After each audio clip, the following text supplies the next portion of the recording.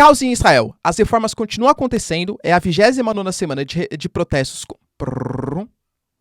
Caos em Israel. Os protestos, eles continuam acontecendo, é a 29ª semana consecutiva de protestos e o parlamento israelense acabou de aprovar uma lei que acaba com o chamado princípio da razoabilidade. Na prática, reduz o poder do poder judiciário e aumenta os poderes do sistema parlamentarista, do primeiro-ministro e também do parlamento.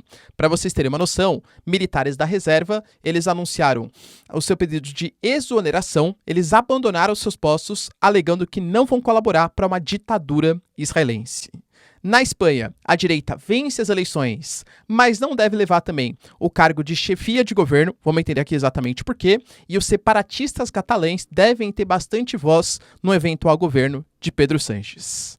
Notícias importantes também relacionadas a ataques que aconteceram com drones a Moscou, o que exatamente significa uma retaliação do Zelensky. Putin fala, pessoal, que a Rússia continua detonando os ucranianos, enquanto Antony Blinken garante que a Ucrânia já recuperou 50% do seu território, e o Putin, que vai participar de uma cúpula com os africanos no final dessa semana, garante que o fim do acordo de grãos não é uma arma de fome, uma arma da guerra causando fome no mundo, tanto que ele está disposto a ceder gratuitamente grãos para os africanos. Vamos entender aqui exatamente por quê.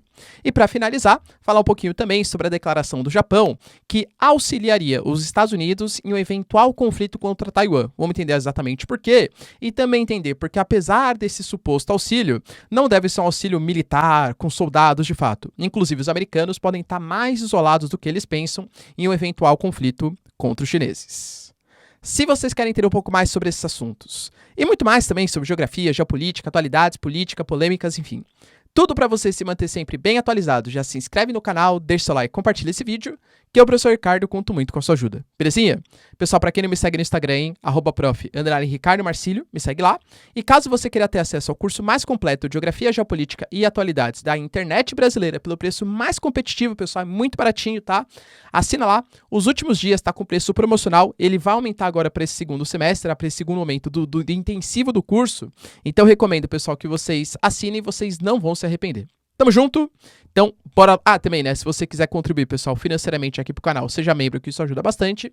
Ou uma eventual também contribuição via chave Pix, para eu continuar produzindo aqui conteúdos diários para vocês. Tudo bem? Quiser apoiar o projeto, galera, sensacional. Se não, só seu like e engajamento, sensacional também. Tamo junto? Então, bora lá pro vídeo, que hoje o vídeo tá recheado, né? A gente teve, pessoal, aprovação recente, né? Tô gravando o vídeo aqui para vocês na segunda-feira, segunda-feira de tarde, e o parlamento de Israel aprovou uma polêmica lei por 64 votos a 0, porque a oposição, vendo que ia perder esse pleito, resolveu abandonar, tá?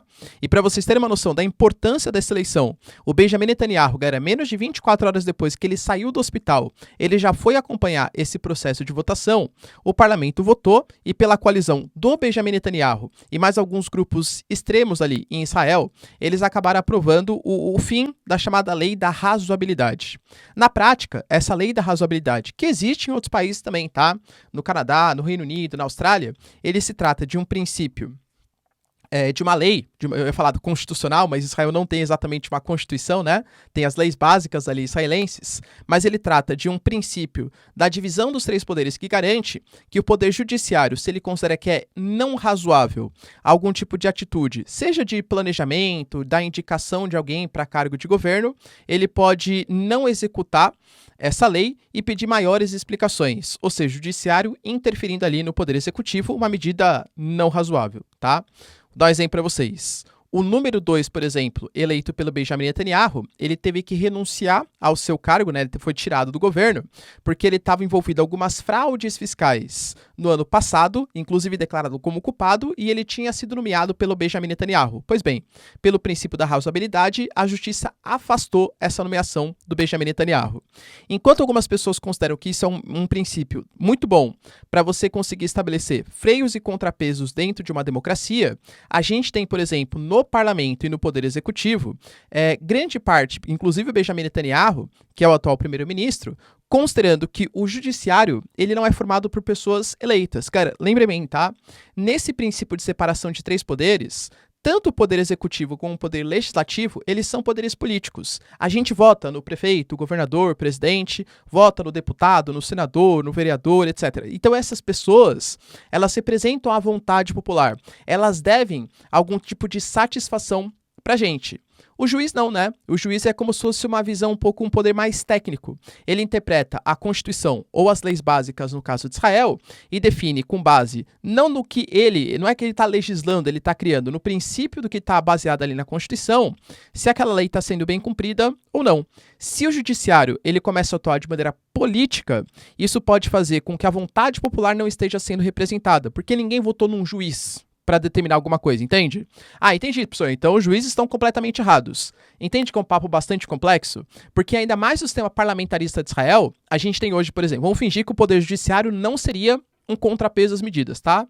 A gente tem hoje, no sistema, né, o primeiro-ministro, que foi eleita por uma base do parlamento que é de sua maioria. A gente está falando de 64 parlamentares. Cara, se não existe o contrapeso, o freio do poder judiciário, a gente está falando de uma ditadura também do primeiro-ministro em conjunto com seus legisladores, que o apoiam, né? Inclusive, isso é uma coisa que o Benjamin Netanyahu ele está sempre batendo. Vocês podem continuar protestando, porque o que está sendo deliberado aqui é com maioria no parlamento e é com a aprovação do primeiro-ministro, ou seja, representa a vontade popular. Foi a população israelense que votou nisso. Entende? Enquanto, claro, muitos defendem, né, que a democracia não é a ditadura da maioria. Existem outros princípios que devem ser considerados, além da vontade pura e simples daqueles que foram mais votados, tá? É um papo bastante complexo, inclusive tem aula, tá, pessoal, na minha plataforma, que é mais longa, a gente consegue discutir com um pouco mais de tempo, né, essas questões. Mas é um tema bastante complexo acerca da situação israelense. Fato é, galera, que para vocês terem uma noção, pela aprovação do fim desse princípio da razoabilidade, a gente já teve greves sendo convocadas, inclusive o líder da Estradut, que é o maior sindicato do país, ele vai convocar greve geral, a gente teve bancos, empresas, todo mundo convocando greves, que nem eu falei, galera, é a 29ª semana consecutiva de protestos, de bloqueios que vem acontecendo. Já teve, por exemplo, pilotos de caças que se recusaram a fazer... A gente falando do exército israelense, galera, que é um órgão de Estado, tá? Falando que não vai treinar enquanto esse for o primeiro-ministro, porque Israel está se transformando numa ditadura. A gente teve, por exemplo, agora 10 mil soldados da reserva que renunciaram também em contraposição a essa medida adotada pelo parlamento israelense. E lembrando que, assim, qualquer país ter uma revolta, algum tipo de problema, manifestações dos militares já é problemático. Eu diria que em Israel é problemático e meio, e 2, e 3, e 5, e 1000, né? Por quê? Porque Israel está cercado por inimigos que estão à espreita. À espreita, porque sabem que Israel é extremamente poderoso, mas depende de uma coesão política e social. Se Israel, por exemplo, começar a, entre aspas, fraquejar, galera, a gente tem no Líbano, por exemplo, o Hezbollah, tem na Síria, é um país em guerra com Israel, pelo domínio das colinas do Golã. O Irã, por exemplo, vem fazendo uma aliança com outros países, com a Jihad Islâmica, com o Hamas. Galera, recentemente, por exemplo, a gente teve ataque à região dos refugiados ali na Cisjordânia, entende? Então, é uma complexidade militar que depende de uma coesão política nacional. E não é isso que vem acontecendo em Israel. Israel pode entrar, aliás, deve entrar em uma greve geral nos próximos dias. Lembrando que o Benjamin Netanyahu, além de toda essa questão de princípios, valores democráticos, ele também quer aprovar essa lei porque ele considera que o Poder Judiciário o está perseguindo. Lembrando que ele está envolvido em alguns escândalos de corrupção.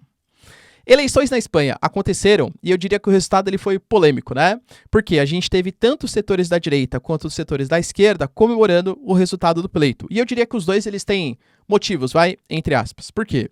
Na prática, a gente teve a coalizão liderada pelo Alberto Nunes, que é o PP, com 136 cadeiras, e se unir ao Vox, que é um partido mais de extrema-direita, uma direita mais radical, a gente está falando, pessoal, de 136 mais 33 cadeiras, 169 cadeiras, que não é o suficiente, precisa de 176 cadeiras para conseguir dominar o parlamento espanhol.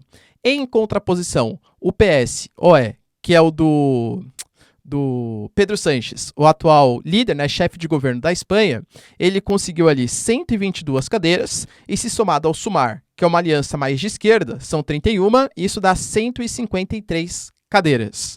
Professor, então claramente a direita venceu. Pois é, venceu, mas não consegue formar maioria na Câmara. Qual que é o grande problema, pessoal? Que muito possivelmente os outros partidos, os pequenininhos, eles não vão dar apoio à coalizão à direita. A coalizão à direita que tem um discurso um pouco mais extremo em relação aos movimentos separatistas, aos movimentos imigrantes, à presença de muçulmanos, enfim.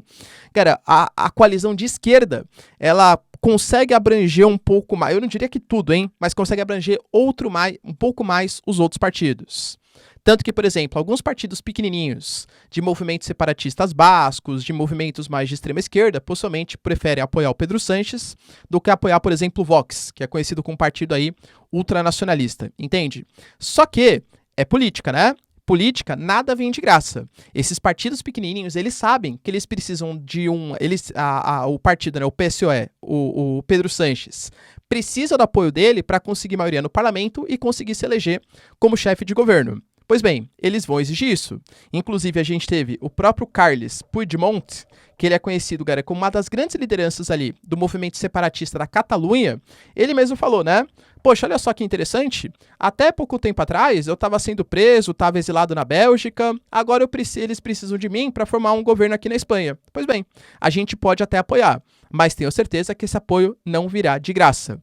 Muito possivelmente, os catalães eles vão exigir maior autonomia para o Pedro Sánchez e também a anistia daqueles que participaram dos últimos movimentos, dos últimos pleitos pela separação da Catalunha, entende?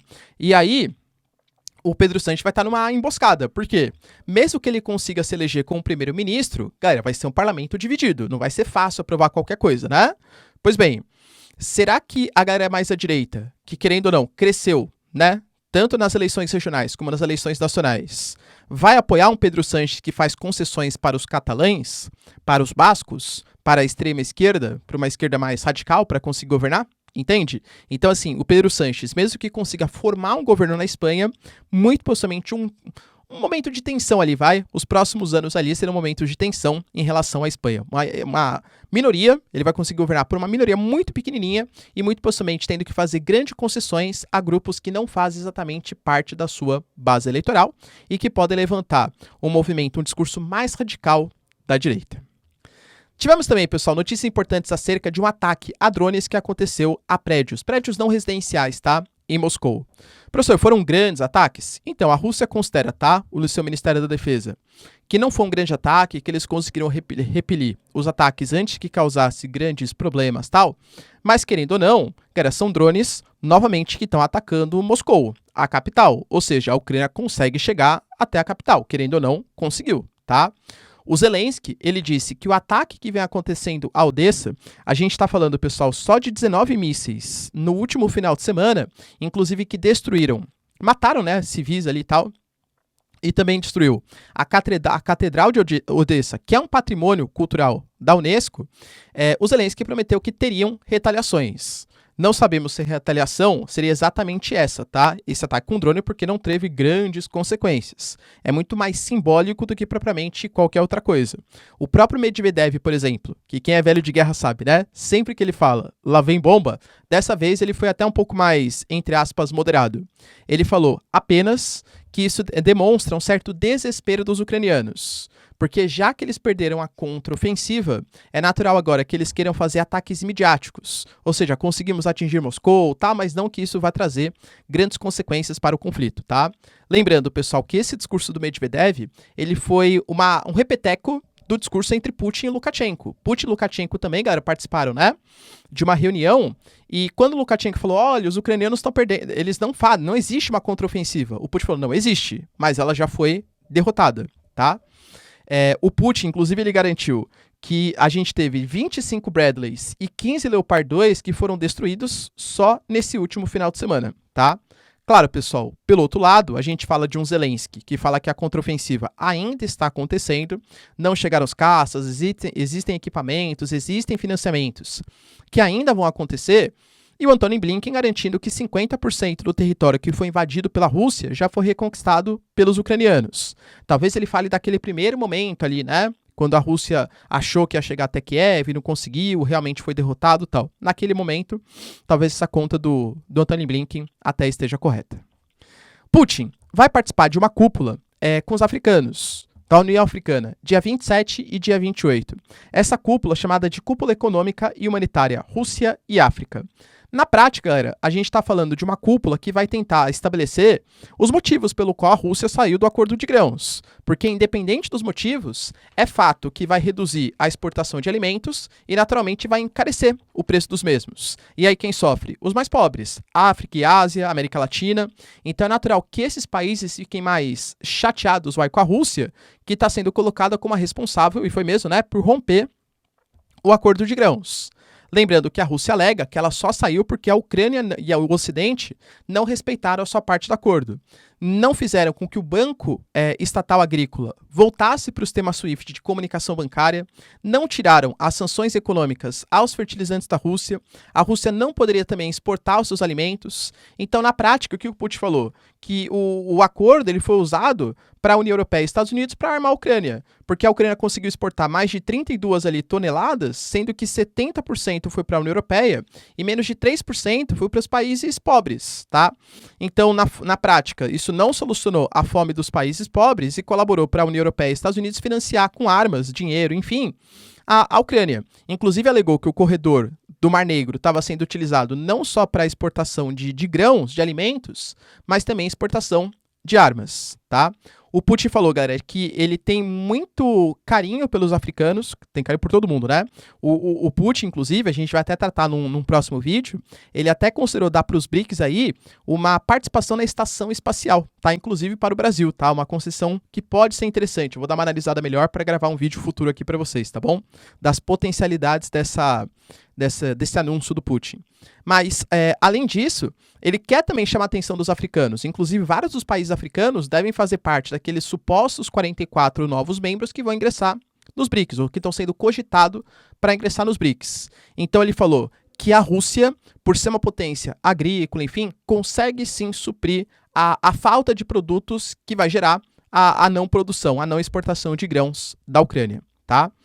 Inclusive falando que vai fazer acordos comerciais e muito possivelmente até uma ajuda meio altruísta, né? Um filantropismo, uma ajuda, vou doar alimentos para solucionar a fome dos africanos. Será que consegue, pessoal? Deixa aí nos comentários. E para finalizar, polêmica declaração, pessoal, do ministro japonês que garante que no eventual conflito entre China e Estados Unidos, China e Taiwan, o Japão ajudará militarmente os Estados Unidos. Eu li, galera, parte dessa notícia, né, no Wall Street Journal, que ele trouxe outras noções ali importantes. Ele falou, por exemplo, que essa ajuda que os japoneses estão garantindo, ela já tinha sido falado também em outros momentos, mas muito possivelmente não será uma ajuda militar. O Japão, por exemplo, ele tem princípios constitucionais que impedem, né, que o Japão faça esse tipo de ataque, mande tropas, enfim, conflitos que ele não está diretamente envolvido. Fora que se a gente pegar a opinião pública japonesa, 11% só defende lutar do lado dos Estados Unidos, 27% não querem nem cooperar num eventual conflito com Taiwan com os americanos, e 56% defende o que muito possivelmente os japoneses farão, que é fazer um apoio logístico, uma cooperação logística com os Estados Unidos, com a cessão de bases, com a cessão de infraestrutura. Galera, querendo ou não, a gente tem hoje no Japão 50 mil soldados militares americanos. Existem bases que podem ser utilizadas para eventuais ataques contra os chineses. Galera, o Japão é um país que tem um histórico pacifista, principalmente pós-Segunda Guerra Mundial, e é um país que não tem armas nucleares. Será que o Japão gostaria de se envolver diretamente com a China ou, né, enfim, com potências nucleares lutando ali? Não sei. Outros países que também, possivelmente, né, apoiariam os Estados Unidos, muito possivelmente não com soldados. A Austrália, por exemplo, já anunciou, galera, que no eventual conflito também não participaria com soldados, apesar de fazer parte da Aliança AUKUS e fazer vistorias no Mar da China Meridional, entende?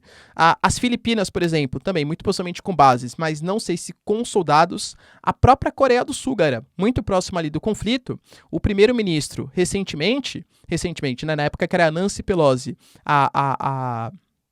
presidente da Câmara dos Estados Unidos, na época da visita, quando os dois se encontraram, ele ficou meio reticente ali em fazer algum tipo de cumprimento, porque isso poderia gerar algum tipo de mal-estar com a China, porque a Nancy Pelosi tinha feito uma visita oficial a Taiwan, entende? Então não sei se os sul-coreanos também dariam esse apoio militar tropas realmente para o conflito. Muito possivelmente estão do lado dos Estados Unidos, mas comprar briga com a China, que hoje é a maior produção industrial do mundo, é uma potência militar. Galera, questão de chips, semicondutores, produção industrial, investimentos internacionais, nova rota da seda. Pô, a China é pau a pau ali com os americanos, entende?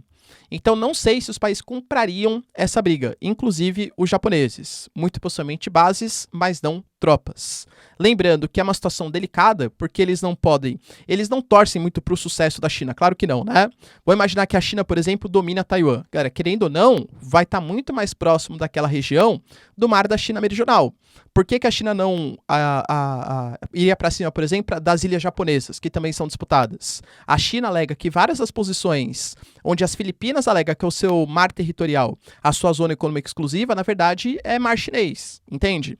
Então é preocupante para esses países. Até a União Europeia. Cara, o Macron, por exemplo, recentemente, quando ele voltou de uma viagem à China, ele falou que num eventual conflito entre China e Taiwan, a Europa não ficará do lado dos Estados Unidos. A Europa será uma terceira via estratégica. Entende? O que até desagradou um pouco os americanos. Pô, como assim, Macron? Eu apoio vocês, Europa, contra a Rússia, a favor da Ucrânia, União Europeia e tal, e vocês me apoiam aqui em Taiwan? Então, assim, é um apoio peronomútil, né? Entende? Se vier, de fato, China e Estados Unidos, muito possivelmente, os dois grandes batalhadores mesmo serão Estados Unidos, que tem um acordo de defesa com Taiwan, e a própria China, claro. Tudo bem, pessoal? Deu para entender os principais acontecimentos? Se vocês curtiram o vídeo, então, ó, já deixa seu like, se inscreve no canal. Tamo junto, beijos, abraços e tchau, tchau.